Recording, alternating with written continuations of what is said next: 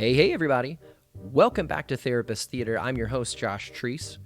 I'm a practicing therapist in Music City, USA, and every week, a guest therapist, counselor, or social worker joins me here in the theater to talk about a movie and what mental health or relationship issues that movie highlights. The birth of the show just came from wanting to get information out there that could help people who were curious about what to do in their relationships, how relationships work, or how to engage their own mental health. But I thought to myself, how do I do this in a way that's friendly, that makes it to where anybody can sit at the table and engage with these things without having to read a textbook or take a graduate school course? And so I asked myself, hey, what framework is already in everybody's lives? What framework would be friendly and non-intimidating for everyone to be able to pull a seat up and have these kinds of conversations? And I thought to myself, hey, movies are a great framework for that. I love movies. You love movies. We all certainly have time on our hands right now to where we can be watching them. And so let's use movies to be an introduction for these kinds of conversations. And so Therapist Theater was born. Today's guest on the show is Dr. Amy Mariaskin. She's a clinical psychologist and the director of the Nashville OCD and Anxiety Treatment Center.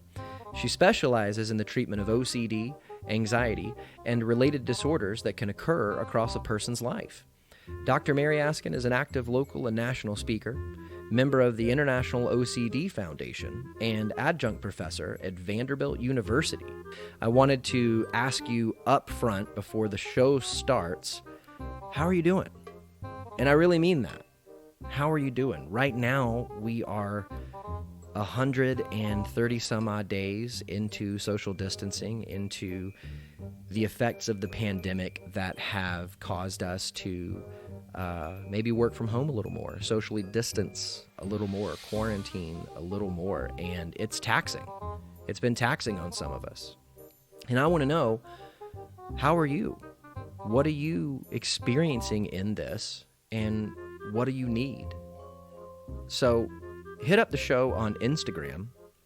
The handle for that is at Therapist Theater. Best way to find it on Instagram. Or you can check us out on Twitter. You can check us out on Facebook. Or you could email. You could email it at therapisttheater@gmail.com. I want to hear from you. What has this experience been like for you? How has it been beneficial? In other words, have you been able to engage in any parts of your life that you maybe weren't able to engage in before, or you were just telling yourself, I don't have the time, and the pandemic has given you a different perspective or a different priority? I want to hear about it. I also want to hear about how has this experience maybe, I don't want to say hasn't been beneficial or maybe even been harmful, but I want to say how has it affected you and highlighted opportunities for growth? That seems like a really friendly way to say that. Let me know that too. But the best way to engage in all of that, hit us up on Instagram at Therapist Theater. Hit that follow button. Also, if this is your first time listening to the show, welcome. Would love for you to hit that subscribe button on your podcast app of choice. Would also love if you could give us a 5-star rating, and also leave a positive review. It helps other people that are looking for the show find it, helps them know what the show is about, helps spread the word. And this is obviously something that I think can really help people, but in order to help them, it's got to get into their ears.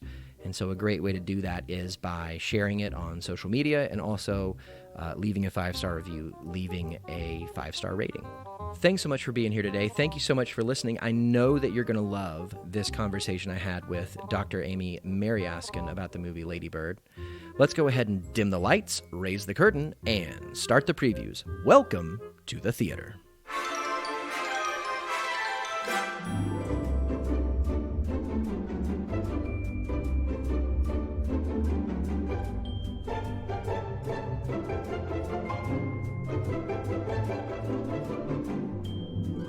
Hi, Amy. Welcome to the theater. Thanks for having me. Glad to be here. Oh my gosh, I'm so excited to have you on today. Recently, I've kind of changed things up. I've switched my first question. So I want to ask you today, before you became a therapist, what was your concept of therapy or therapists? Mm. Yeah, so I think I was reflecting on this, and I think I've always had a lot of respect for therapists and almost even like a sort of a reverence toward it because I had friends when I was growing up who were in therapy. My father studied psychology for a while, and he was a little bit more sort of social psychology, organizational psychology. And so I used to go downstairs in the basement when I was growing up and just read all these, nerdy 1960s texts on psychology and things like that. And so I was always pretty interested in it, particularly from kind of a more science side of it. Huh. And then just sort of human behavior, human perception. I remember doing a science fair project when I was a kid that was all about, optical illusions and who sees what in an optical illusion and why. It was this kind of Oh like my gosh, very that's nerd. incredible. Yeah, thank you. But I think I was just sort of immersed in it because we had all of those texts down there, and I would just kind of read them. Um, And then I didn't have any of my own personal experiences until I was a teenager. And, it's interesting because, again, I just thought psychology is so cool. I think therapists are really cool. And yet, my parents made, I think, the smart decision to have me see a therapist when I was a teenager. Um, and my reaction was, and I think this will be, this is a great thing to talk about before we talk about a movie like Lady Bird, but being 15 years old and just anti freaking everything, I went in there and I just Mm. decided I was going to hate her. Um, I was gonna ask you if you went gently into that good night because I, I, there was like two times maybe when I was a teenager mhm, and my mom or an uncle or something said to me, maybe you should go talk to somebody. And mm, like I got triggered because I thought they were saying, you're broken, you're bad, you're yeah. whatever it is. Yeah, it's so interesting because the I I don't remember necessarily having those thoughts, but I do remember having going in there and being like, look, I'm complicated. I'm mysterious. I'm hard to figure out. I'm, all the et cetera, adolescent kind of things that one thinks. And I don't know to this day what she said because I know it was filtered through my own perception. But what I heard from her was, you know, why are you seeking attention?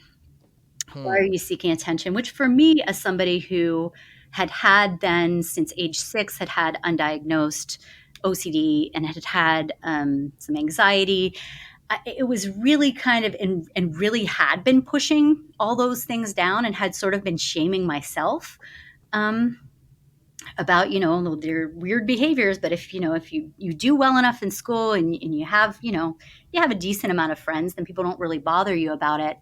And I was going for more sort of depressive symptoms.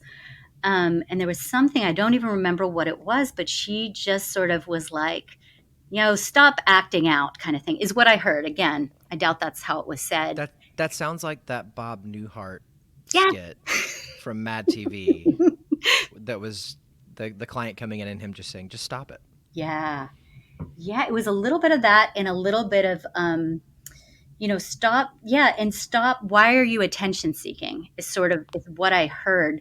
Whereas from my perspective, I was really holding, I mean, what she saw was truly just the tip of the iceberg, some of the depressive symptoms. And so I was like, how dare you accuse me of seeking attention when I'm doing all this work to really hide the fact that I have all these, what I thought were just weird and bizarre thoughts and Huh. behaviors. So I was like, she's either shit at her job or she's just really mean or both. And I'm not going back. Um, That feels like it could have been shaming because if I'm hearing you right, it sounds like you were actually trying to do the opposite. yeah. Yeah. Like you were trying to blend in, Mm-hmm. and she's like, "Why are you trying to stand out?" Yeah. Yeah. I feel like, and the thing is, I had also had I remember I had an English teacher around that time too.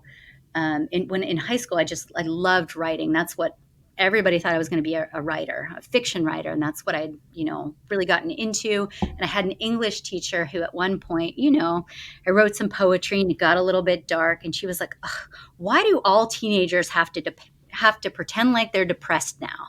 And of course, this is one statement out of a sea of neutral to positive to whatever statements, but that really stuck with me. I respected her Mm-hmm. so much, and I was very sensitive to those, to those kinds of statements insinuating that that there was some way that I was kind of like playing up this stuff. And so I feel like when I work with kids and adolescents now, I'm very conscious of trying to create an environment that is open and curious and playful and just not that. Yeah, yeah. So I feel like I'm hearing you say your concept of therapy and therapists, you got a little from your dad, Mm-hmm. and then you had an experience as a teenager going to see one that was not the most, let's say, productive experience. Right. Yeah. And I didn't know. I mean, in the moment, I think I was like, well, she just sucks. Like it was more Yeah. about her than it was about therapists. And I still thought therapy was sort of abstractly cool, and something that Huh. would be interesting. So I never really was like, well, this is a bad thing. I was like, well, I just don't like that lady, and you can't make me go back. Which, of course, my parents um, were like, okay, like you want to go, we're not gonna pay for this shit. So like that was, and then I think really what I did is I just kind of, I found some ways of coping on my own. I made some decisions with respect to sort of friend groups and things like that. And just I kind of dealt with it on my own, but continued to push it down, Yeah. continue to, okay, well, now I also can't act depressed, even if I am. So not only am I hiding Hmm. this kind of OC stuff, but now I'm hiding. So it just ended up being like, it really wasn't until grad school that I went to a therapist, and it was a positive experience, and it's pretty much just been positive since then when I've gone. Wow. Yeah. Um, I'm curious. You said earlier that you went to therapy because of some undiagnosed OCD stuff. Were you aware at that time in the past that these were obsessive compulsions, or is that current Amy looking back diagnosing? Oh, it's current. It's 100% current. And the reason that I went was, so my parents wanted me to go because of some, isolation and depressive symptoms and things like Mm-hmm. that, they didn't know about the OC stuff. And I Okay. was the only one who knew. So I didn't talk to anyone about, other than I had a fear of vomit was part of it, which Mm. is, a really common fear in kids. But I just thought, like, oh, I'm the weirdest person ever. Like, somebody pukes in school and everybody else is just kind of holding their nose and joking. And I'm like, panic attack in the corner. But, um, Yeah. but anyway, so they knew about that aspect of it. They did not, but nobody knew anything else about it until, I think college or grad school. And so I didn't actually get a diagnosis until grad school. Huh. So this is like which again is like, well, why do I love working with little kids with OCD? I want to do for them what I did not get as a kid. Yeah. Yeah. Hmm. I feel like there's a little bit of a piece of that in every therapist. I think so. At least colored a little bit like I was given a gift. I want to give it to others. Mm. Yeah, and I just want to be. I long for a day when kids can, like, I don't know, give us, yeah, and I've had some kids do this as part of exposure therapy, but where they just give it like a school-wide presentation called I have OCD, and they just educate people, and they're just like, this is who I am, this is Hmm. what I do, so that anti-shame, even just sort of like, it's just the normalizing. So I do groups with kids, and oftentimes one of the first activities we'll do is we'll kind of take prevalence rates and or I'll take sort of prevalence statistics or percentages, and I will ask the kids, what's the name of your school? How many people are in your school? Or what's the name of your town? Or let's do the country, let's do the whole world. And then we multiply it out and we kind of fill in these little grids. And it's like, look, this many kids have OCD. Um, Wow. and it's really powerful in sort of destigmatizing. Yeah, it's normalizing. Yep. That's incredible. Yeah, it's I great. I mean, I think that normalizing is so. I primarily work with people with sex addictions, Hmm. and such a ginormous part of that is shame. Hmm. And so normalizing is just a part of every single session, Hmm. and it primarily has to do with helping them engage with their feelings and helping them to understand no, no, no, that's a perfectly natural feeling to have in that situation. Right. And anybody that would be in your spot or your shoes would have that same feeling. Mm. So to hear that, you're also doing that work, not just with, gosh, adults, but Mhm. children who have this as well. I've been doing some research lately. I'm trying to get a project off the ground. It's taken much longer than it needs to, on anxiety, and even just looking at some of the statistics. 40 million Americans Yeah. suffer from just Americans suffer from anxiety. There's a 1 in 4 chance that a person will have an anxiety disorder in Mhm. their lifetime. Like that's to then have an individual go, oh, this is something that I need to be ashamed of and hide. Right. Where looking at statistics, it's like, oh man, like if there's 4 of us sitting in a room, one of us is going to have Mhm. potentially generalized anxiety disorder or something else, Right. and yet none of us are talking about it. Yeah. Yeah. I think that even some of the statistics, if it's kind of like epidemiological studies and not people who present for treatment, have even higher numbers. Like in adolescence, it gets up to 33% of adolescents meet criteria for an anxiety disorder during Yeah. adolescence. Um, I found an article that was just on why people with anxiety disorders don't go to therapy. mm, Like mhm. there was enough people for them to talk Yeah. to, which is incredible. So, um, that kind of explains like your concept of therapy. And I feel like you got into this, but I want to give you the chance to maybe highlight something specifically. But why therapy? Why do you do what you do today? Yeah.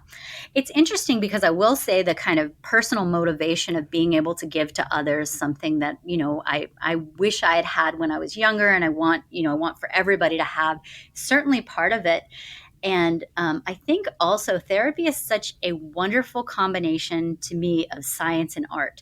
When I think I was in high school when I took my first psych class, and it ended up being a lot of kind of personality theory. I think that's where I took the Myers Briggs for the first time, and I was like, "What is this magic?"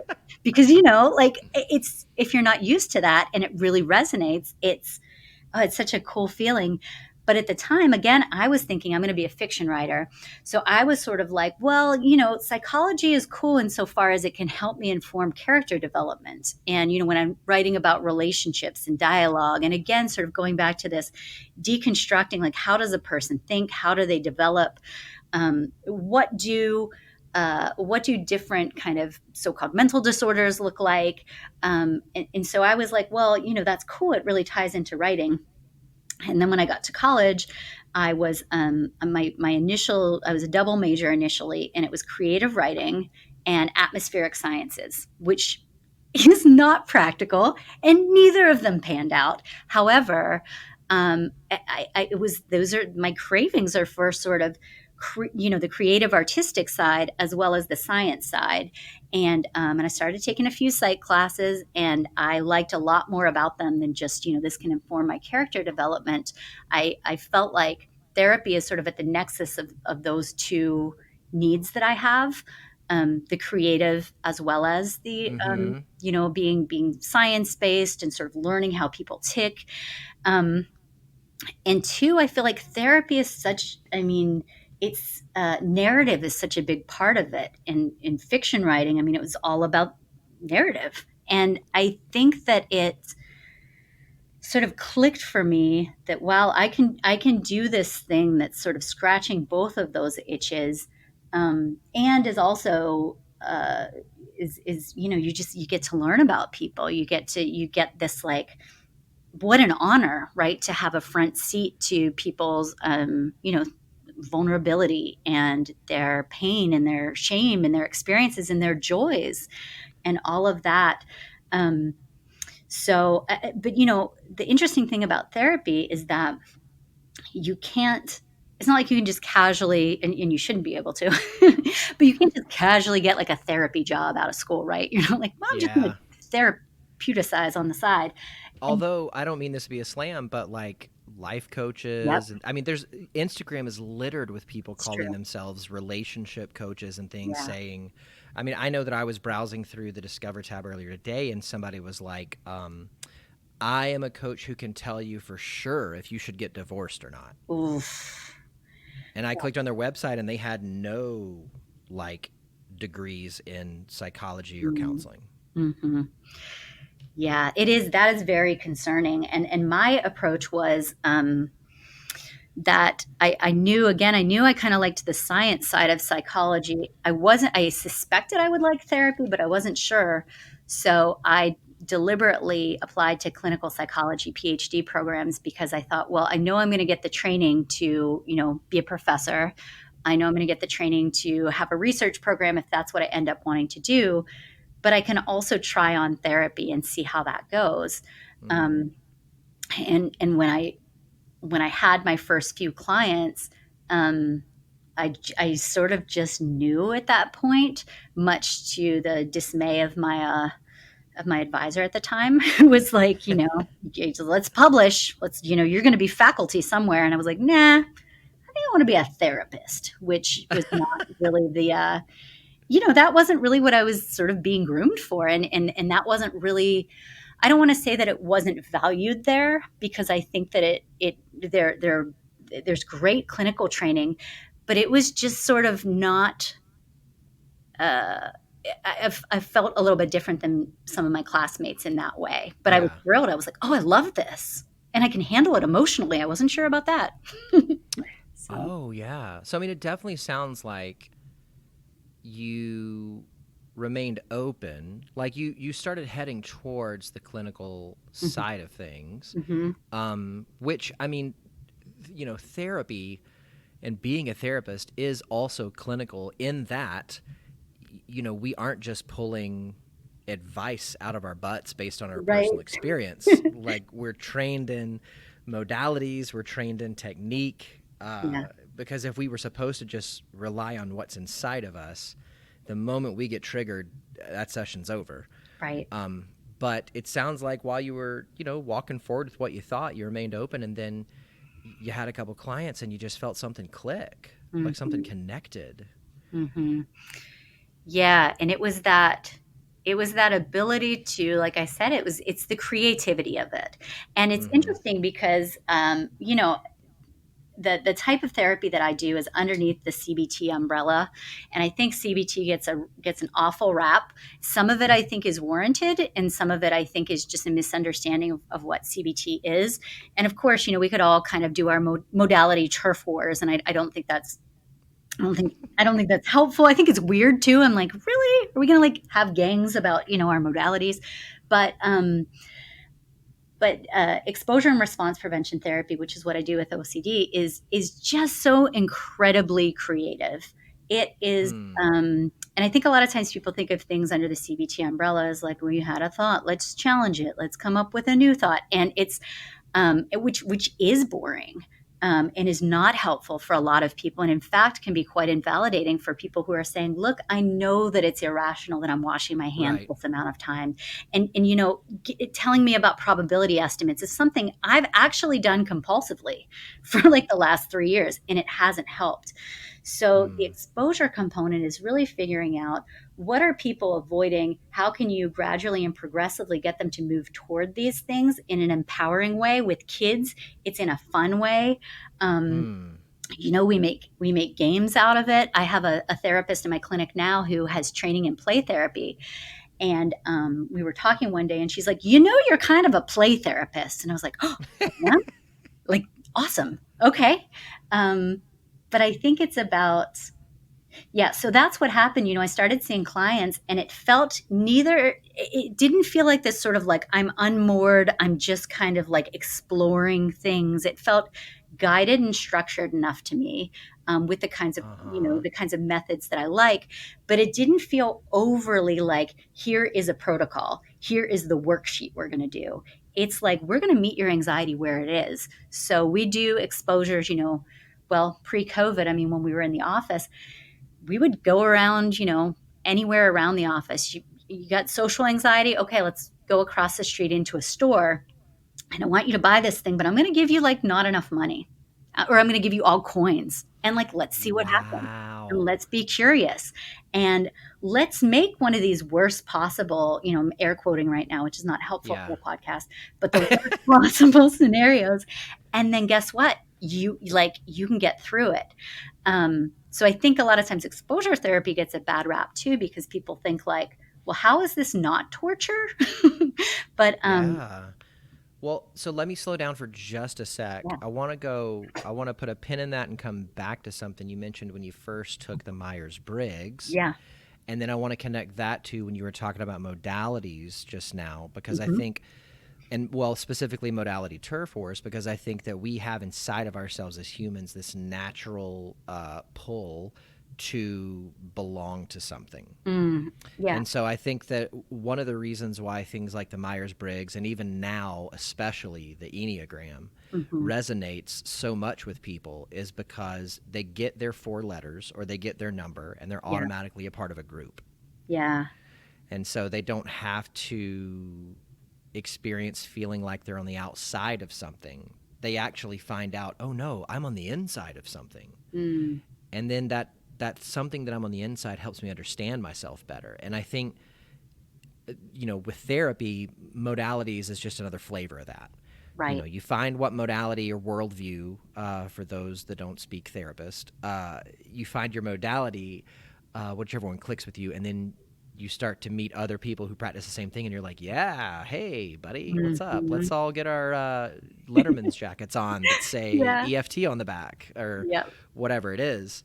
Um, so I wanted to connect that because I just thought that's such a human experience. hmm. Um, yeah, but then with the exposure therapy that you were talking about, um, let me ask you this first. Typically, in your treatment, how early does that occur? Hmm. Um,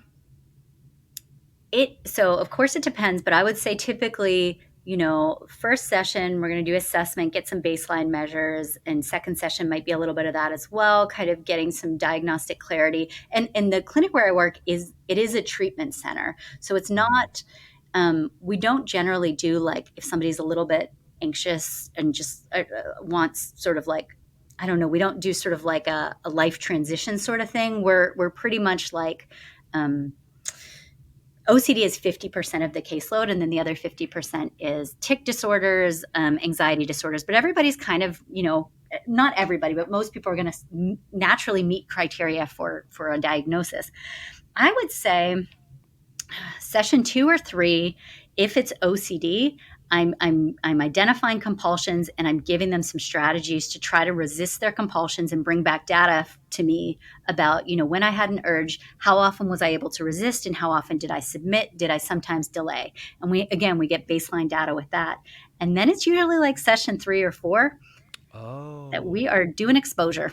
And that's early. That's earlier than I imagined. yeah, and I almost feel like exposure starts on day one in the sense that talking about exposure therapy is an Mm-hmm. exposure. Yeah. And yeah, I think what I imagined, which I mean, you're saying if I've got somebody in front of me, it's bad enough to where they you Yeah. know, are willing to jump in. I think what I was imagining and I was thinking to highlight was I wonder how much, since exposure therapy is basically, hey, this thing that you're super scared of, let's go walk towards it. Yeah. I was going to ask you, how much does the therapeutic relationship that you develop with them factor into that? Like, does that enable them to have more Mhm. Mhm. courage because you are there with them? Right.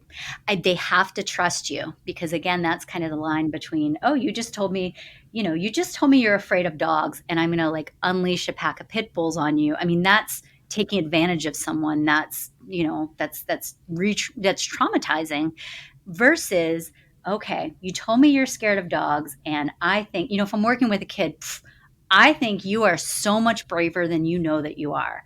Um, Mm-hmm. would it be hard to say the word dog? No, I can say the word dog. Okay, what about looking at pictures? Well, sometimes that's a little bit hard. Okay, what does it depend on? Well, it depends on how Mm-hmm. big the dog is. It depends on how close my face is to the picture. It depends on, and you get like a really fine grained level of detail. And then you start in a zone where it's going to be a little bit difficult, but they're going to experience success. And, not that I'm like magical and can tell that right away, but you can get a pretty good sense of what people can handle.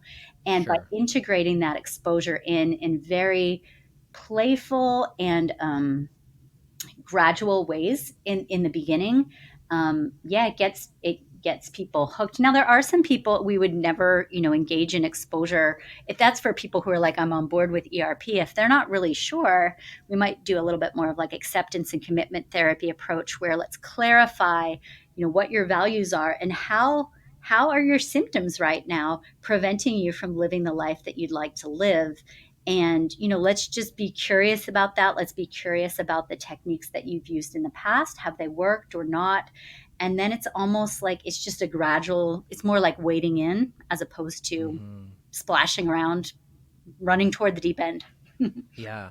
Well, it sounds like the way that you're describing it, it's very respectful of the Mm-hmm. client. It's very, Yeah. I know this is probably not the right word, consensual. So, Mm-hmm. like, you're checking in with them. So I used to, before I went full time in therapy, all through grad school, and then even for a year and a half afterwards, I worked at a retail store.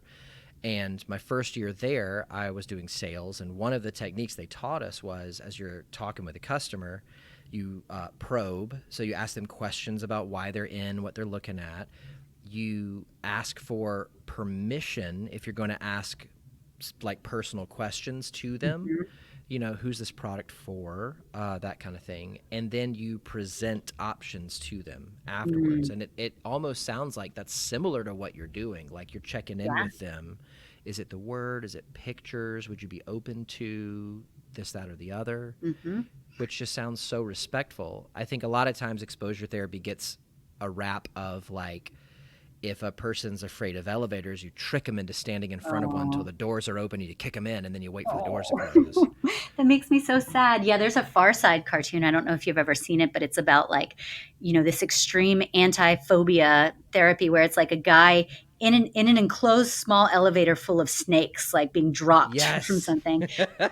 It's like, nope, we don't do that. I think consensual is the right word, and I've used that term with people. I've said, everything here is with your consent, and if there is any sort of resistance, I'm here to kind of present this as an option and to assess your willingness.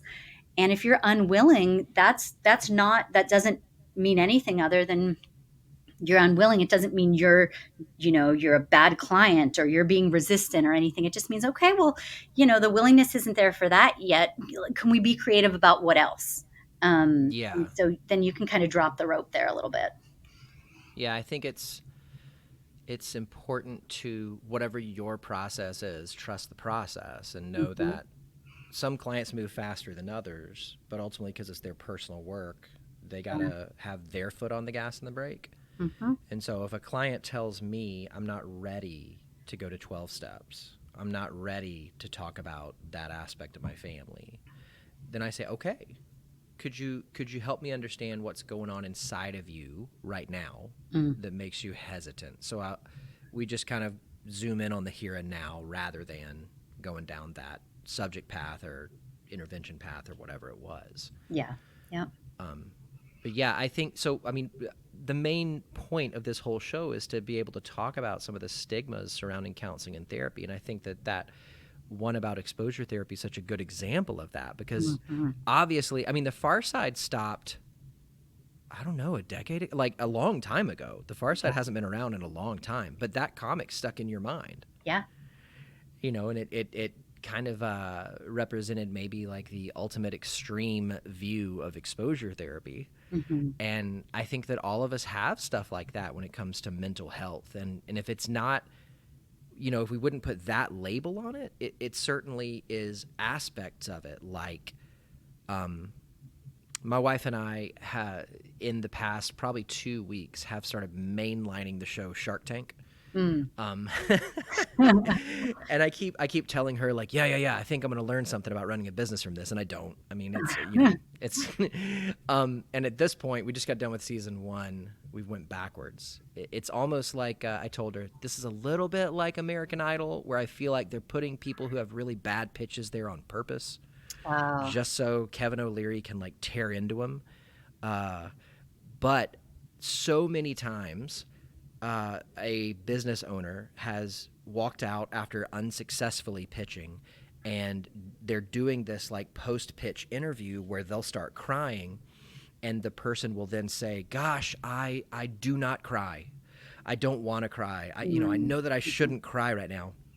And it's this belief that crying isn't appropriate, or crying makes you weak, or it shows that you care too much, or something like that. And so just confronting things like that and being able to talk about it is why I wanted to start this show. Yeah. Well, for what it's worth for your guests, crying is my jam. Crying is, so anybody out there who has crying shame, I mean, it doesn't matter what emotion, these eyes will be watering. There will be, it is going to happen. So, but yeah, so I feel that as well. With the just wanting to kind of normalize, destigmatize, etc. Yeah. Well, let's talk about a movie. Yeah. What movie did you bring for us to talk about today? I'm so excited. So I brought Lady Bird. Lady Bird. I heard of this movie when it came out. I didn't see it when it came out. Because of this, and Little Women is actually, it's on our Apple TV right now. I haven't watched it yet, but it's in an upcoming episode, so I've got to watch it. But I'm just becoming a big fan of Greta Gerwig, who wrote and directed this movie. What was it about this movie that made you want to talk about it? I really wanted to find a movie that portrayed OCD, and then I was like, you know what? It's not out yet. It's not out yet. I can't find one that feels like I was going to say I can't find one that feels right, and then I was like, oh, that sounds a little compulsive. But but so anyway, I was like, well, you know, what movie have I enjoyed, because I think that it really depicts adolescence and family relationships well. And so that's why I picked this one. I think adolescence is such a cool period of time. I mean, I've already talked about it a bunch now. Big feelings, the kind of like, you know, drive for independence and identity formulation, and that kind of normative self-focus. And it's like there's so much development happening physically, emotionally, relationally, packed into those years. All at once. It's chaos. It's normative chaos. And I felt like this movie depicted it in a way that was it felt real, and it didn't feel like overly varnished or polished. And it just had some great one-liners. I loved how you said something about it. It felt authentic. My wife and I watched it last night, and I said to her afterwards, this movie feels lived in to me. It feels comfortable. It feels like all of these people are real. Yeah. I think that Yeah, the people are real and the dynamics are real and the sort of things that they're grappling with. I I feel like adolescence is also a time when a lot of times people are sort of having their, it's like the age of things you can't unsee. So for example, what I mean by that is I think I was in middle school when, which again, this is a function of my own privilege, but I was in middle school when a friend of mine, one of my good friends, had was living with a single mom, and I went over to their house and the electricity went out, and she was kind of like, oh yeah, sometimes we have a hard time paying the bills, can I come to your house? And I was like, oh, uh, of, first of all, of course, but also it was like, oh wow, like I love them, they work, this mom's working hard, and that sort of realization about class issues and realization about a lot of things. And I know this is older than middle school time, but the way in which um, Lady Bird, the character, the main character slash Christine, the way that she talks about class and the way that her family talks about class, they're this family that's um, I don't know, I guess somewhere in the broad middle class, but certainly Wherever they were at the moment the movie was going on, they were struggling. they were struggling. Yeah, they were Yeah. struggling, and with some recent events that had happened, and so that class consciousness. Her mom saying things like, my mom says French isn't useful. Or, the ladybird sees a house that she thinks is really beautiful and then lies to somebody else about, that's my house. Um, Yeah. and then the friend who's a person of uh, a lot of financial comes from a rich family, it seems, is like, I can't understand why you would lie about that. And it's this kind of like, she hasn't seen yet what Ladybird has kind of seen and can't unsee. Does that make sense?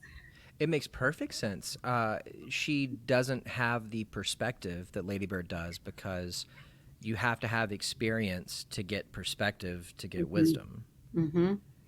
And because that particular friend had not walked the roads that she had walked, Mm-hmm. of course she wouldn't understand. Of course. Right. Yeah. And that whole the sort of awareness of class and I think it's pretty early on that it becomes apparent that Ladybird, she wants to escape from her hometown, and she wants to go to a school in New York. She wants to go to the East Coast, lives in California, and her mom's like, "This is expensive. That's too expensive. You'll never get in." There's a lot of dialogue about that, but to me, it was sort of this idea of like when you're an adolescent and you're taking that leap to something like college, that's a way to kind of equalize class a little bit. Like, well, if I go to a Mm-hmm. fancy school, then I'm as good as, or I'm just as cultured as. And I haven't seen a lot of movies that depict that from the kind of messy and emotional and not quite 100% aware perspective of an adolescent, but the very real sort of pain that she has kind of comparing herself to others. I thought that was one part that I thought was really impressive. Yeah. Yeah. I was just reading something the other week that talked about college being an equalizer Hmm. and how no matter what your background uh, or socioeconomic standing, when you show up as a freshman, you all have the same classes in the same building at the same times with the same homework Mm-hmm. on the same campus. And of course, there are differences, but so much of the experience is similar. Mm-hmm. And I could see for a person who feels like they exist in a mode of comparison, um, which we're going to talk about her mom. Yeah. Um, but for a person who exists in that, I could see if they know anything about that aspect of college, that almost being like this nirvana that they want to reach because they feel like it's going to provide some relief. Mm-hmm. Yeah, and it almost goes back to what you were saying earlier about people wanting to find a place to belong. It's like there's that aspect of college. Okay, we're all here. It's kind of a level playing field. And then why do we have? I mean, and no shade if you were in a fraternity. But like, why does the sororities and fraternities are like this way to reestablish this kind of hierarchy? I mean, I shouldn't say Yeah. that. I know they're not all that, but that's sort of one of the primary functions. Is like, nope, we're not all equal. This is our club. Which again, I know that's reductive, but it is interesting how Were you in a sorority in your studies? I was not. However, I almost was. I had very few female friends for a period of time when I was in college, and my mom didn't like that. She was like, "I don't. I just think you should have some girlfriends." And I was like, "Well, I'm not really that interested." And she agreed. I was living off campus in an apartment, and I was working to help pay the rent while I was in college. And my mom said, if you join a sorority, you don't have to pay any of the rent. If you join a sorority, you can live in the sorority house and we'll pay for it. Because she wanted so much that I should have like female friends. So I did I forget what it's called, Rush. And Yeah. I was a pledge and I got in and I had really good grades. So I think a lot of them were like, oh, sweet, she can get our GPA up or whatever collectively. Ah. Um, because I don't know that I necessarily like had that much. Uh, I mean, I'm sure I had other things to offer, but I think I felt sort of like really different from them. So anyway, Mhm. we do this thing, and I go through, and right before it was like wherever you sign on the dotted line, there was some kind of a meeting. And these women were like talking behind each other's backs, and there was all this infighting. And at the meeting, I remember just being like, you guys are not going to be able to come together if you don't whatever. And I just kind of spoke my piece, and they were like, you could run to be like president. And I was like, I'm out.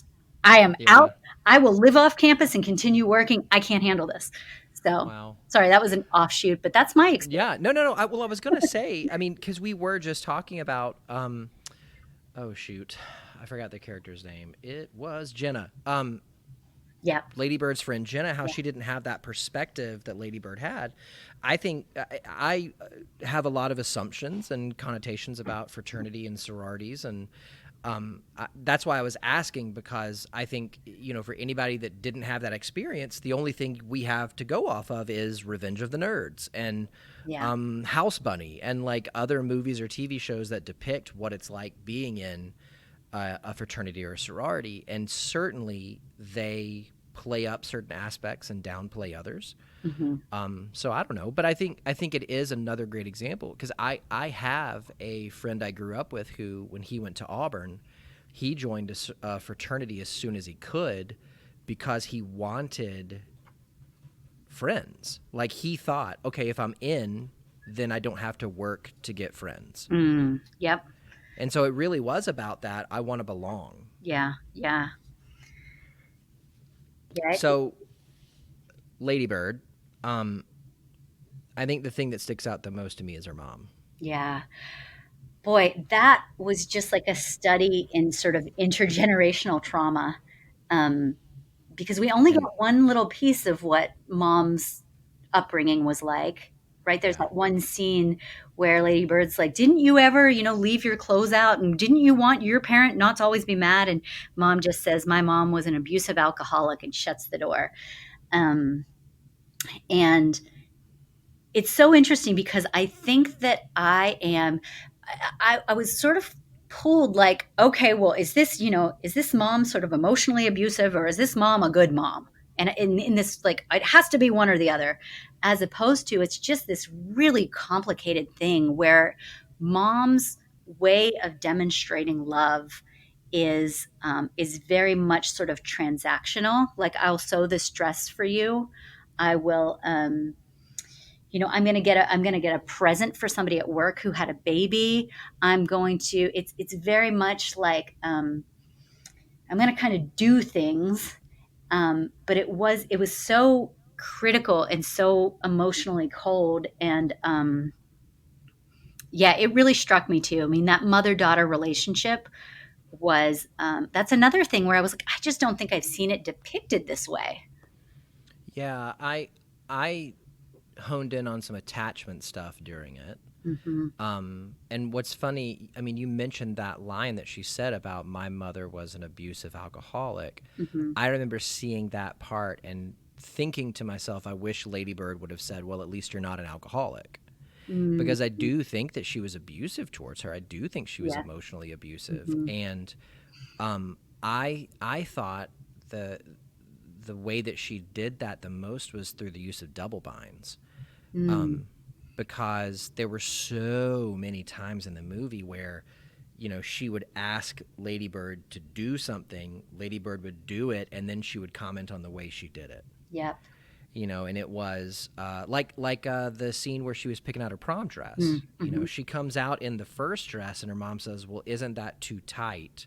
Or something along those lines. So she goes back in, and she walks out in another one that was kind of your traditional high school prom dress. Mm-hmm. It was bright pink, and it kind of had that bell shape. It got bigger at the bottom. And then her mom said, well, that one's too pink. Yeah. And I felt in that moment like, oh my gosh, like she it's impossible to win. Yeah. She'll never satisfy her mom. Mm-hmm. Yeah, yes, that scene, and that is the same scene where Lady Bird says, sometimes I wonder if you like me, and mom says, of course I love you. And then Lady Bird Yes. says, but do you like me? And like that to me, I was like, come on, mom, come on, mom. And it was just, she couldn't give her daughter, what she needed there. Oh, but the most heartbreaking line was what she said next. Her Yeah. Mm-hmm. mom said, I want you to be Yep. the best version of you can be. And then Lady Bird said, what if this is the best version? And her mom fell silent. Yes, that's right. That's right. I forgot that. Yep. And that was the part where I was like, come on, say something. And, and it shows her hesitating. And then she kind of looks at the door closes and she looks at the door, and it was just, she couldn't get there, which very much to me mirrored. Can I talk about something that happens at the end? Is that? Oh, yeah. No. Yeah, absolutely. It mirrored at the end when she, dropped her off for college at the airport and refused to get out. And then as she's driving away, was crying. And this isn't an unloving mother. This is a mother who doesn't know how to love. And this is a kid who's suffering from it. I think it's not even that she doesn't know how to love. I think she is terrified of loving. Mm-hmm. Because I think that something, probably with her mother, she loved her mother. She was vulnerable with her mother, and her mother hurt her. Yeah. And so she is terrified that if she is vulnerable with her daughter, Mm-hmm. that she will get hurt again. Yeah. And it's that kind of terrified where it's not like I'm averse to it, but it's I'm in opposition to it. Mm. Yeah. And yet, they have, what's her name? So I'm not good with names either. Shelley, who is the brother's girlfriend, who the family took her in because I think it was, premarital sex or something that her family kind of rejected her. And so there is this way of like, I can provide love in these very specific sort of transactional, emotionally impoverished ways. And yeah, I really felt for pretty much everybody in this movie too, which to me is kind of the sign of a good movie as well, because I think when you get these kind of like, straight up villain types, I think that's appropriate for some genres, but for this genre, even Kyle, who was the pretentious kid who's like the anti-capitalist who rolls his own cigarettes, and I was like, I knew that guy. We all knew that guy. That was a douche. Reading the people's history of the United States. Yeah. Yeah. And you could tell he's like reading it to be seen reading it. But yes, even that guy, I was like, oh yeah, like I felt empathy and I felt affection toward pretty much everybody in the movie. And part of the reason that I don't watch a lot of movies is because a lot of times I'm like, I just don't like you. I talk to people all day. I don't need to see people on the screen that I don't really like that much. can I ask what you thought? I know this is like your show and you asked me, but can I? Oh no, please. Nobody ever asks me. Oh, okay, here we go. I mean, I really was also interested in the depiction of kind of knowing that you work a lot with sex addiction and sexuality. I thought the depiction of adolescent sexual frustration and sexual exploration and all that kind of stuff, I really I have a lot to say about it. I thought it was quite well done. But I'm curious to hear, just given your background, what you thought about like that sex scene with a nosebleed and a bra on, and it was quick, Mm-hmm. and then it was like, what did they say? Unspecial. I'm curious to hear your impressions about that. Um, well, I think that the thing that sticks out to me the most was a few things. One, the first place my mind went was the conversation she has with her mom after, which I know is not what you're asking about. Yeah. You would expect that mother to be very shaming of that, and I didn't think that she was. No. Like, she didn't really tell her mom that she had sex. She just said, when is a good time Right. to have sex? And her mom kind of, like, sussed out what she was talking about. Yeah. And her mom just said, like, yeah, during college, kind of thing. And I Mhm. kind of expected that mom to freak out. Right. Oh my gosh, you're gonna get pregnant and die, like the coach says in Mean Girls. Yep. Um, but I think the next thing that sticks out to me is there was a fantasy element to it, and this is coming from somebody that works with people with sex addictions, and so Mhm. fantasy is just such a big part. She, I think, had in her head this constructed scene or picture of what Yeah. having sex with Kyle was going to mean and where it was going to go afterwards. And Mhm. that is not what Kyle had in his head. Right. I think, and even earlier in the movie, she had started dating this other kid, Danny, Mhm. who I think was in the play with her, although I don't actually know if she was ever in the play. She just kind of showed up to some rehearsals or a class or something. Mhm. But they were like, they started kind of dating, and they were laying in a field or Mhm. looking Yeah. at the stars or something like that. And she just looked over at him and was like, hey, you can touch my boob if you want. Mhm. And he was like, oh, yeah, I know. And then it turns out later that she discovers him making out with another guy. Mhm. And he finds her at the place that she works and basically has a meltdown Yeah. when he apologizes to her, which I thought right there was another, oh my gosh, incredible depiction of somebody struggling with coming to terms Yes. with their sexuality. And specifically, he said, my mom's going to kill me when I tell her. Yeah. And he just was so broken over thinking about that. But so she had kind of a picture of what she wanted her first sexual experience to be with not Kyle, Danny. Mhm. And then when she, I guess, found somebody that she thought was willing with Kyle, because it wasn't even like, it seemed like with Danny, she kind of liked Danny. Yeah. With Kyle, the first time they meet, I think he's sitting at a table outside of her coffee shop that she works at. Well, And she saw yeah, him playing. Sorry to interrupt. She saw him playing at that. He was in the band, yes, and she was he was there with, singing in the and band. Yeah. that was very like just sexual tension. Like that's all Yeah. that was, as But opposed she to didn't meet him then. right, right. Yep. Yeah, so then she meets him later and she says something about his band, and then her boss kind of comes out and yells at her, I'm not paying you to flirt. And then she says, I'm not flirting. And he says, oh, I wish you would. Yeah. So I think that she, which understandably, this guy's a rock star, had constructed in her head kind of what all this would mean. Then when she and he actually have sex, it doesn't last very long. It did Mhm. not meet her expectations. And then afterwards, he is very distant. Mhm. And she, I think, was thinking, well, now that we've had sex, we're bonded and we're in a relationship and we're going to be, I guess, like tender with each other and Yeah. Oh my gosh, I'm totally blanking on the word intimate. Oh my gosh, I can't believe I forgot that word. But we're gonna have intimacy now, not just sexual, but relational and emotional. Right, right. And he's very, very distant. And um, I mean, this is my show, I guess, but I don't think this is too graphic. But like even the way that they had sex, like on top, um, I don't know this, but I would guess most people's first sexual experience isn't like that. And I know that through the clients that I've had and a lot of the research I've done, a lot of times when somebody is addicted to porn, they watch what happens in porn and then they try to mimic that in real life. But they aren't taking into account that like porn videos are movies.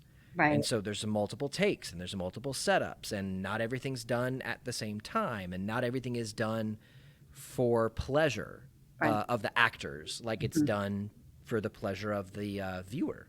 Yeah. And so I kind of thought to myself, because he is so emotionally disengaged during that scene and because of the way that they're having sex, I'm willing to bet that he's probably been watching porn and that's where that came from. Yeah. That's really interesting. I thought that I was wondering too about sort of her motivations after having been, it's after having really, like you said, really liked Danny, really wanted something with him, and then seeing, finding out, well, that's not going to work out. How she kind of put all this energy into, this thing that was not. I mean, we could kind of see it coming, right? Like I think the audience could see it coming, that it wasn't going to be. This was not a guy who was going to be giving her what she wanted. But I just loved it because she's talking to her friend afterwards, and she says, "Yeah, I prefer dry humping," and I'm like, "Yeah, I love that." Like how many adolescent girls did I talk to who were like, sex was whatever because it often is for early experiences. Sex was whatever, but like dry humping is where it's at. I just thought it was funny. And I think it's interesting to think about, and that it kind of reminds me of like even the questions that I'm choosing to ask her in interviews, like what was your conception of therapy before you became a therapist and why do you do therapy? Because I think that she definitely had expectations of what her first sexual experience was going to be. And then she's talking to her friend and she's like, yeah, I kind of liked the stuff I did before. I kind of like dry humping better. Yeah. And I think that there was definitely this belief inside of her that having sex was going to give her something. Yep. Because she was bound and determined to manifest a sexual experience. Yeah. Like, I mean, even they're just laying there looking at the stars and she looks at Danny and he's like, hey, you can touch my boob, right? Yeah. And I think there's something about that kind of like connects with the way when she meets people, she just shakes their hand. And every guy that she meets says, oh, you shake hands. There's this weird like upfront. I shouldn't say weird. There's this atypical upfrontness to her. You can touch my boob. Let's have sex. Here's my handshake. Like, I love it. Yeah, she has like, I guess I relate to that having no chill aspect of her too.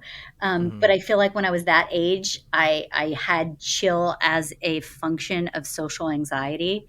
So I just kind of, I guess, on a personal level, I look at her and I'm like, I feel like it's like a more confident version of me, like totally just self-absorbed and, but sort of fearless, but like, fuck you, I'm going to open the door while we're driving because I'm so angry at you. Oh my gosh, I loved that part so much. I half expected that part to turn out to be a fantasy, like she imagined herself doing it, but she really did it. Her mom was just, and it's so interesting because that scene maybe lasts 2 minutes. Right. They finish listening to Grapes of Wrath on cassette, which, what? But they finish that. Her mom says, no, let's just sit in the feeling, which for somebody who avoids feeling so much, it's so weird that her mom said that. And then all of a sudden they start talking about college and her mom starts going in on her and she literally opens up the door and bails and breaks her arm. Yep. Yeah. It's I know that was a really shocking way to start as well, because you're right, the time elapsed between we're both wiping tears away from our face after listening to classic literature to I bailed out of a moving vehicle. Yeah, that was pretty amazing. Yeah, it was like the opposite of. Have you seen Inglorious Bastards? No. Okay, the first scene in that movie is Christoph Waltz as this German. I don't know what his position was, military leader guy, whatever. He shows up with a bunch of Nazis at this guy's farm, and he walks in, and they both sit at his dining room table, and it's a conversation between the two of them that lasts, I want to say, like 10 minutes. It's a long conversation. Hmm.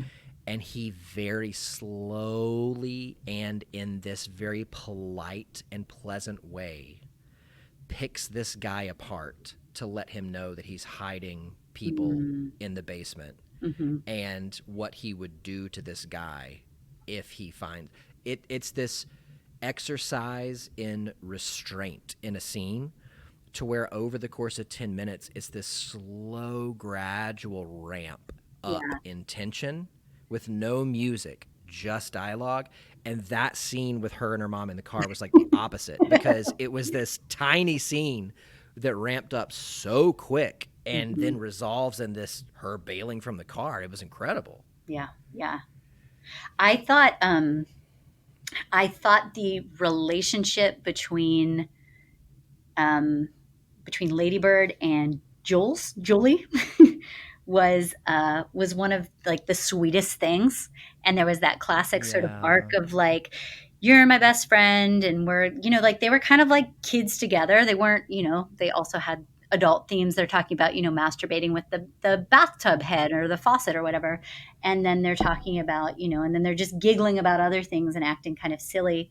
And then there's that kind of classic, I guess it's sort of a classic trope that, well, Ladybird found the cooler kids for a little while, but then, comes back around to Julie. And when she really didn't see Julie, she was just so self-absorbed, even when they were they had auditioned for the play, and Ladybird gets like a chorus part, kind of a background part, and Julie gets, the lead, and she says something like, "Oh, you're going to get to be right across from, you're going to get to have romantic scenes with Danny."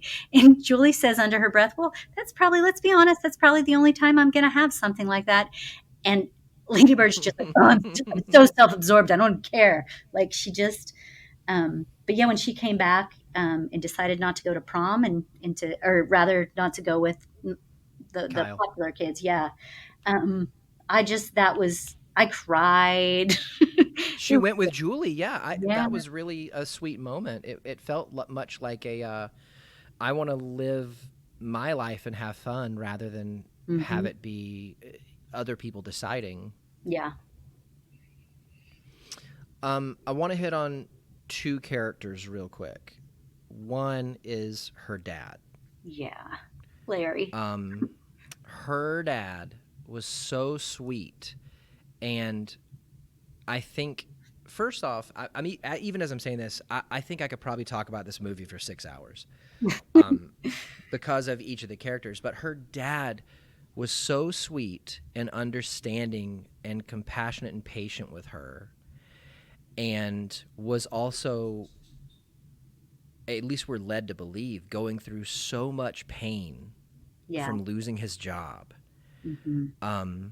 And the relationship that she has with her mom is so harsh and so contentious. Hmm. And it seemed like, and this is how I'm remembering it, so help me out, but it seemed like every time her and her mom would have a knockdown drag out, her dad would walk in and kind of comfort her. Yeah. Yeah. It's interesting because I think from a systems perspective, her dad was so sweet and so kind, and was also, he was operating within this system where he was kind of the secret keeper too. I mean, Yeah. the whole applying to schools that mom would have been critical of because of, it costs too much and you won't get in anyway. he was in this place of like a secret keeper, and it made sense to me that he was depressed. It made sense to me. He's kind of carrying this. There's these two very strong, personalities in Lady Bird and her mom.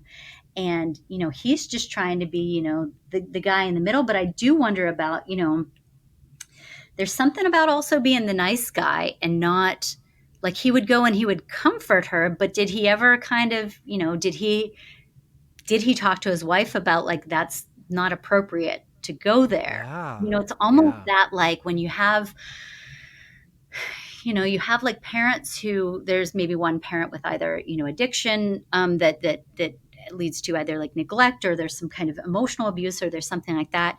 And then the other parent is kind of the rescuer, but then the child's not being well served by that system, because the rescuer is sort of implicitly or like tacitly not approving of the system as it stands, but not challenging it.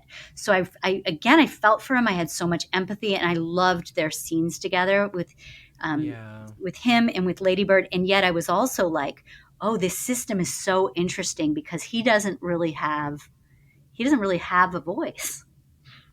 Yeah, he was very passive. I thought that probably mom is a pursuer, dad's a Mhm. withdrawer. Yep. And it's funny that you mentioned like the specific term "nice guy" because I've had conversations with clients before, Mhm. guys who are going through breakups, and they go into this nice guy mode, and I have confronted them saying, "Oh, you think if you're nice enough, she'll take you back, Yeah. and things will go," which really nice in that context means they're acquiescing to whatever the Right. person wants, or they're going out of their way to give extra. Hmm. Well, I'm gonna make sure that she gets back this pair of socks that she left, and I'm gonna drive 3 hours to where she goes to college to give them to her. Yeah. And I'm like, you think that delivering that pair of socks is gonna make her take you back? That ain't gonna happen, man. Like Mm. it, and it's this being over attentive to the other person. So it's an overfunction. It's overfunctioning, being over attentive to their needs at the expense and sacrifice of your own.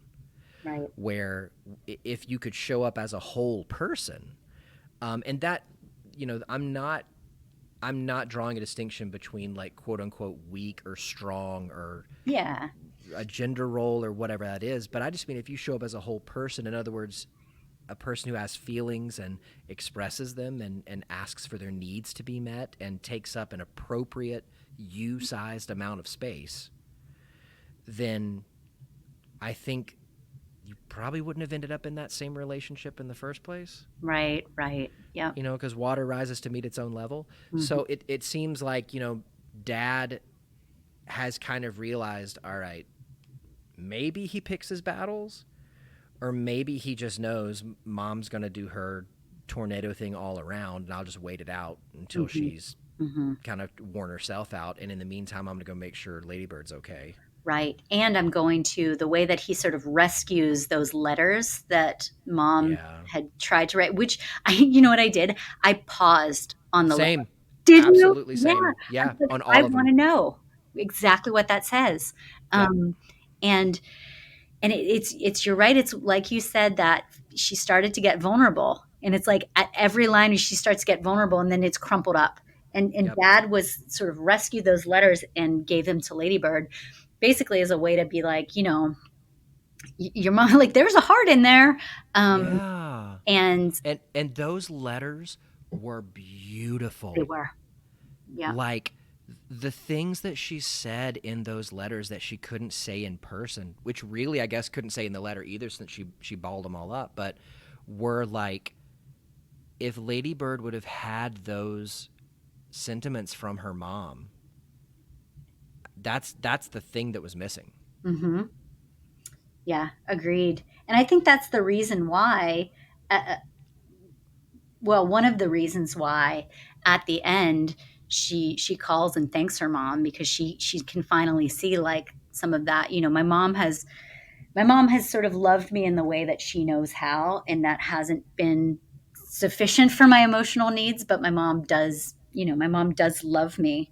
And I think it was those letters, and then also the whole bit about the nun saying, I know I'm jumping around, but the essay about Sacramento, she was just, I hate Sacramento. I can't Yeah. wait to get out of here. I hate it. And the nun's take was, you really love this place because, all the level of detail. And Lady Bird says, well, I guess we Yeah. just pay attention.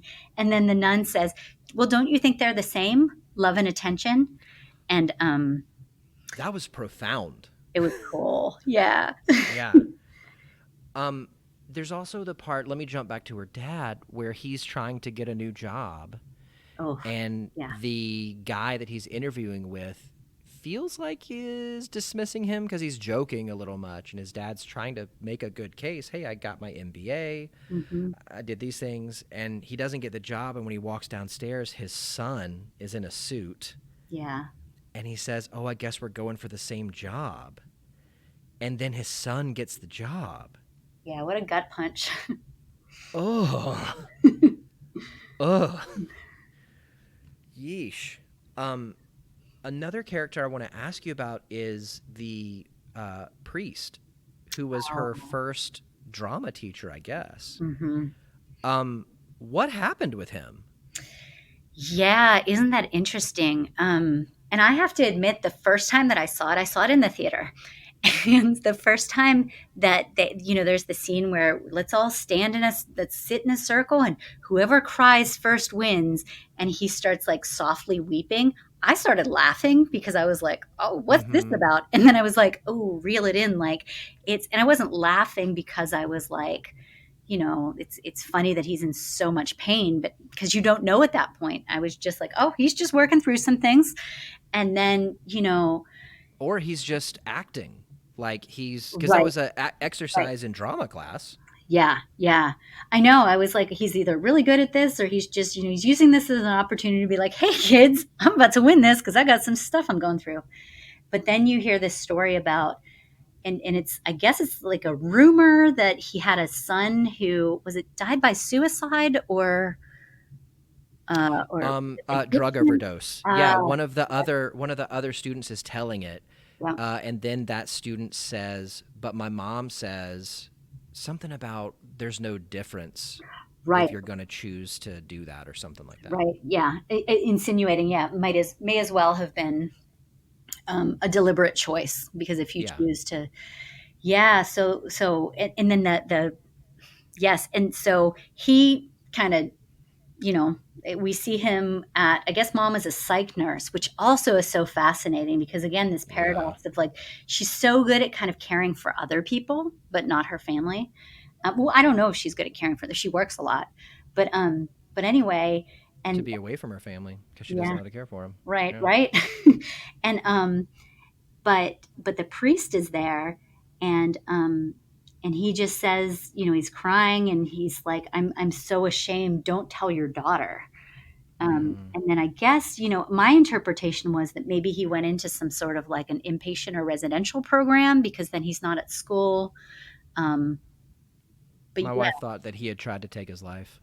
Yeah, yeah, yeah. It's not. Which I Go ahead. Yeah, there's a guy on YouTube that I subscribe to who reviews movies. His name's Chris Stuckman, and I love his movie reviews because they're so thoughtful and they're not sensational at all. Mm-hmm. But I went back and watched his review of this movie, and he said one of the things that he liked so much about it and that he thought contributed to how it feels like it's lived in, how it's real, Yeah. is that he said he feels like in the scenes a conversation will start, and then the camera won't turn on till a minute later. So there's always pieces of the conversation that occurred before we're seeing it, and then that occur after. Right. And I thought that the priest's kind of storyline was a good example of that because it felt like there's stuff here that we don't know. Right. We're picking up certain parts of it. It seems like he's a person who cares immensely for his students. Yeah. And then all of a sudden he's gone. Mm-hmm. And then we're just left asking, literally on the couch, like, what happened to him? What happened to him? And then all of a sudden he's in he's at a desk with her mom, Hmm. at her work. I mean, I don't know if that was an intake room or an Right. outtake room or Yeah. discharge, I guess would be the right word, but whatever it was. And then when he says, please don't tell your daughter, clearly there's shame. Right. So that was the best guess that, I mean, my wife had that I Hmm. heard was that maybe he tried to take his life. Yeah. Yeah. I think that's plausible, or that he was there because that's what was going to happen. Yeah. There was Hmm. some kind of a, yeah.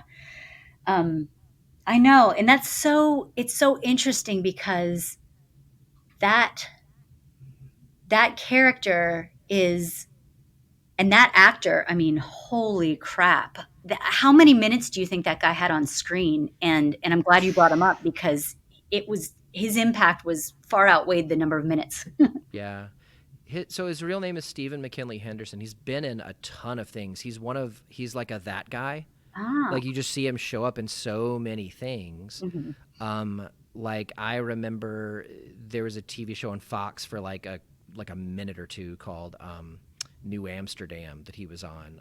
He Mhm. was in that show on HBO called The Newsroom. He was in some movie with Denzel. I can't remember the name of it. But he's just been in so many things, and he's always so good. Yeah.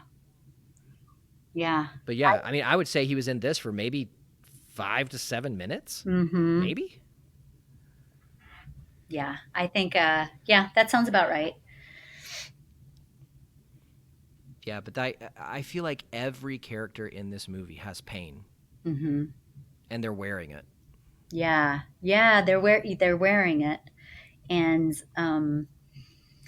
and there's no, I mean, even I guess at the end, the whole kind of classic, I got to college and I'm sort of, self-destructing a little bit, or I'm testing my limits or that kind of thing. Um, I mean, even then, again, it's like I felt like I was, when all that was going down, I was like, oh, here it comes. Like you have this. I don't.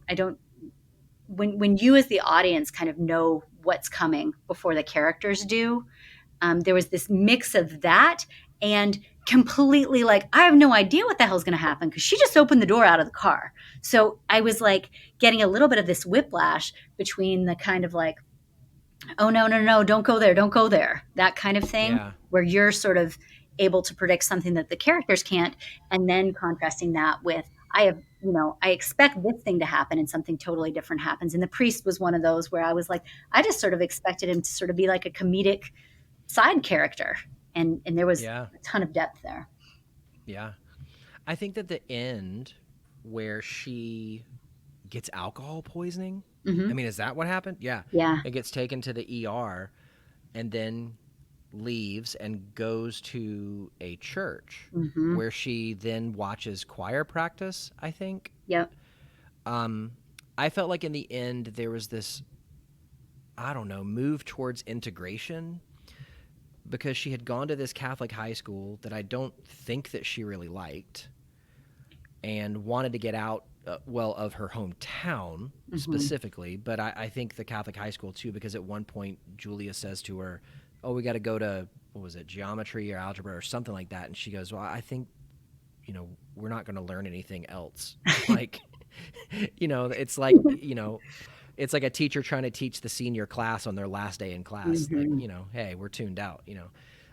So it seemed like, she wanted out of there. But she goes to this church and it feels like this, oh, I remember home. Yeah. And then she reads those letters from her mom.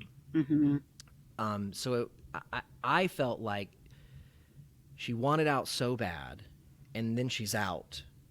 And then, much like that first sexual experience that she had, it wasn't what she thought it'd be. Hmm. And so she gets these little reminders of home. Yeah. And then she just wants to know. It's kind of like a safe harbor attachment thing. She just wants to know home's still there. Right. I just want to feel connected. Yeah. Yeah, and it's kind of like a parallel to her relationship with her mom because, mom is what's familiar. And I'm going to kind of crave that regardless of, the very last, what she says on the phone. She says she has other things too, but she says, I wanted to let you, because mom's giving her the silent treatment when she first learns how to drive or gets her license. And she says, when I'm driving did you just have this, feeling of joy driving alone in the streets of Sacramento, which was, the place that she hated with the people she hates, and she wants to get away from them. And she had that moment of sort of joy of like, I do love home. It's not this completely evil, terrible place. And then the scene cuts to, she's saying that on the phone, and it cuts between her driving in Sacramento and her mom driving in Sacramento. And they both have this like half smile, kind of peaceful look. And it was interesting because, I think had you asked her before she left for college, are you going to miss home? Are you going to have any homesickness? Are you going to want any of that? She probably would have been like, no, I'm done with it. So that was sweet because that was like, just realizing that it's not, this 100% good or bad place, and that there are aspects of home that are worth missing. Well, and the cuts back and forth between her and her mom driving are to symbolize they are a lot alike. Yep, a lot. Yeah. Despite maybe her desire to not be. Mm-hmm. Which, I mean, that's such a good example of, in a family system, family legacy, just trauma being handed down. Yeah. And how it is, how it affects people. Mm-hmm. Well, I want to transition just a bit and ask you to tell me something about something that your clients have taught you. Yeah, it's a hard question, but like you clarified earlier, it just has to be one thing. It doesn't have to be the best thing, and it doesn't have to be anything else. I think I have learned just about the incredible resilience, especially of little people. I work with people as young as 4. We say 6 on our website, but really, if you have OCD and you're any age, and really it can start to manifest as early as 4, we're gonna find a place for you, or find somebody else who has a place for you. But anyway, just the resilience of little people, and that little people can have really big, really authentic, real, valid emotions. Some of my strongest clients have been kids who have been terrified. And so being able to see that, and I don't know if it has to do with just, when you're that young, so many things are new. You're learning everything. And there's this, this idea that like, the people older than me are going to teach me about the world. I don't know if that's part of it too, but they just throw themselves into some really hard work, and they're some of the bravest and coolest people. So, one thing that it's taught me is that I feel like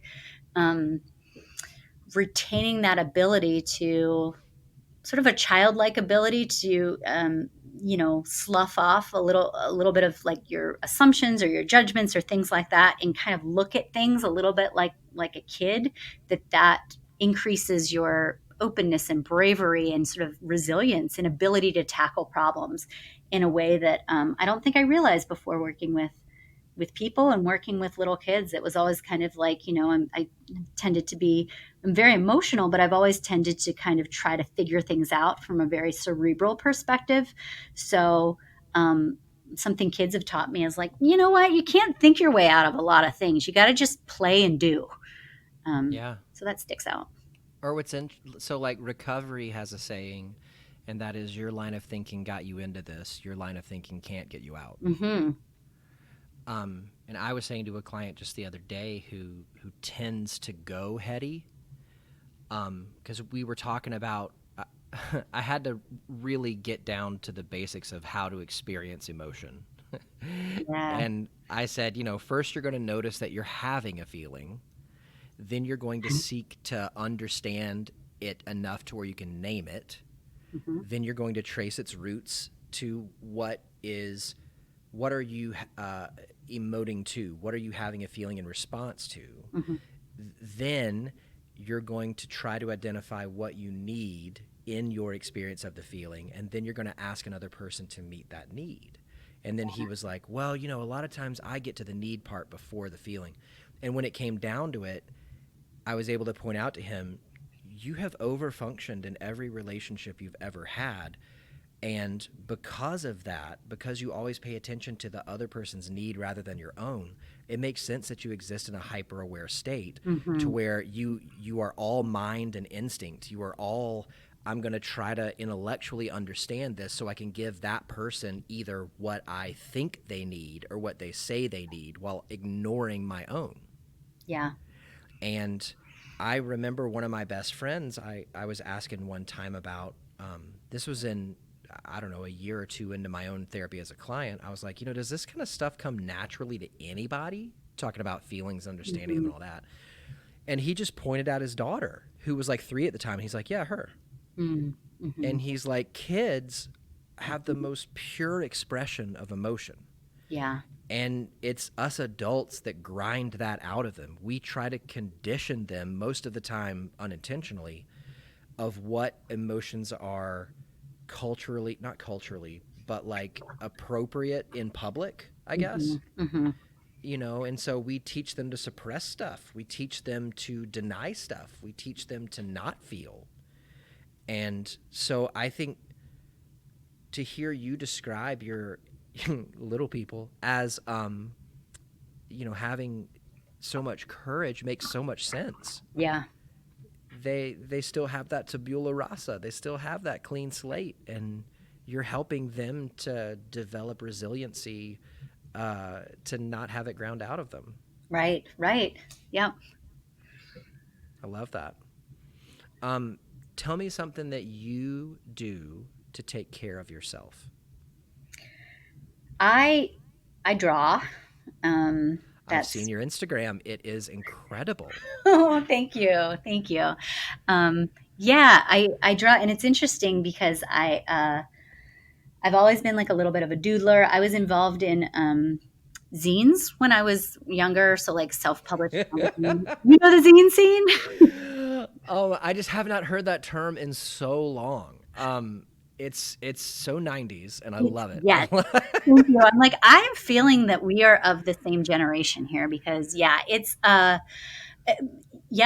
started when I was 13. I started writing zines and making art in zines and things like that. And it's basically, they're just like these little Xeroxed kind of pamphlets. They're little magazines. And I mean, I was so into it. When I was in high school, I was like skipping school to work on my zine. So I was skipping school, but I wasn't doing anything cool. I wrote an entire zine about atmospheric sciences, about meteorology. It was called Vortex with a T, and it had like information about tornadoes. It was very. How many issues did your fans pick up at that one? So Vortex was a one-time thing, but I had a zine called Southern Fried Darling, which had 15 issues. Wow. Yeah. That feels like it's more accessible than Vortex. Yeah. At least to the general public. Yeah, it was. So I started drawing little comics for that, and then I was really into writing. So it is. For me right now, that's my artistic outlet. And the Instagram is mental health comics primarily. And I haven't really been as inspired in that way recently. So I haven't been putting out as many of those kinds of comics, but I've been doodling while we've been talking. So I have like a nice. Little array of pictures.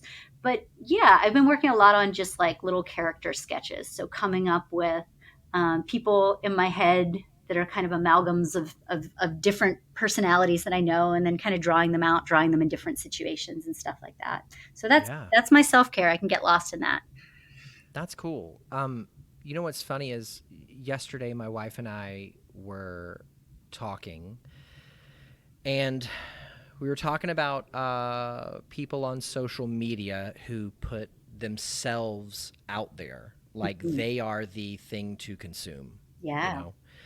And my wife made this comment about me. She's like, you have this thing in you where you feel a pull or a push to put things out into the world creatively. And she was kind of relating it to these types of people that we were talking about. And I said, yes, the way that I'm different, though, is that I don't want to be the thing. Right. I want to create the thing and then release it. Like I want to push it away from me out into the world. Yeah. which I guess, I mean, the podcast is and isn't that, because I'm on it and I talk about myself and the things that I think and believe. And so I guess it's a little murky right there, but resources that I create, or even just, I love building things. So like one of my biggest self-care things in grad school was I went out and I bought a bunch of crates, and then in my garage I would spend like an hour at a time making shelves. Like I would sand and stain, and I would put them together in different Tetris combinations, and because it was something that I could do with my hands to get out of my head, and I could pick it up and put it down anytime. Yeah. But it is this, like, there's this something about manifesting something into the world, like this creating process, that it's a self-care thing for me too. So I haven't heard another guest say something like that before. Oh, So wow. it's cool to it's cool to hear that there's somebody else that's Yeah. part of taking care of themselves, is to do that. So let's say that people were, well, let's not say that people were listening to this. Of course they're listening to it, but let's say that in their listening, they just think, oh man, I think I could connect with her so much. I'd love to be her client, or maybe have my little one be her client. How can they get a hold of you to do that? Yeah, so I am, I'm the director of the Nashville OCD and Anxiety Treatment Center. We're in Brentwood, which is irrelevant now because in COVID times, we are in your computer for the foreseeable future. But yeah, so as the director, I have a relatively small caseload myself at this point. But we do have, what I've really tried to do with this team is to get a bunch of local therapists who all have training in evidence-based treatment for OCD and anxiety, who are from a variety of different backgrounds. Actually, an MFT is the only degree type we don't have. We have psychologists, we have social workers, we have LBCs. So I'm like, I've got this little like collect them all mentality, which is like not the appropriate way to hire people. But anyway, I love I'm an MFT, so if you want to make me a Shark Tank offer later, we can talk. I love it. I know, that's why I brought it up. I was like, oh, I don't have an MFT. But we're so basically the website is ocdnashville.com, and you can scroll around there, and we do have kind of the procedure is that, and it is a little bit convoluted, and I will own that, but I think as we've grown, it's kind of what works for us, is that there are forms on there. There's kind of a pre-screening questionnaire for adults and one for kids. People can fill that out. It takes about 15 minutes. And then you're routed to a page to schedule a screening time, and either myself or the intake coordinator or one of the other therapists will take that call and try to get you matched up with somebody who's going to be the best fit. And one of the things that we do as well is, if we're not the best fit, we are glad to help out with referrals as well. So again, that's kind of a long answer. And I wish it were more accessible. I wish it was just like, email me or whatever. Because when I was in solo private practice, I did feel like I had more bandwidth to have more people on my caseload. Right now, I feel like one of the ways that I'm sort of spreading myself around a little bit is I do a lot of training. So we're going to have a postdoc starting next week. And we have some pre-licensed folks, and so I'm involved with supervision and training there. And then we always have, we're kind of between students now, but we always have a student as well to ensure that we have a variety of, price points and kind of accessibility and that kind of thing. Yeah. So the best way, if somebody is experiencing the effects of OCD, anxiety, and they want to get help, check out the website. And which, while we've been talking, I've been browsing it a little bit. It's incredible. There's lots of information. Oh, thank you. So head to the website, ocdnashville.com, and they can go from there. Yep. Sound good? Do. Yeah, thanks. Very cool. Amy, thank you so much for being on the show today. It has just been such a pleasure to get a chance to talk with you, and I for sure want to have you back, and hopefully after the pandemic is over, we'll get a chance to meet face to face. That sounds great, and I hope you stay safe, and it's a pleasure. I'd love to be back on anytime. I love it.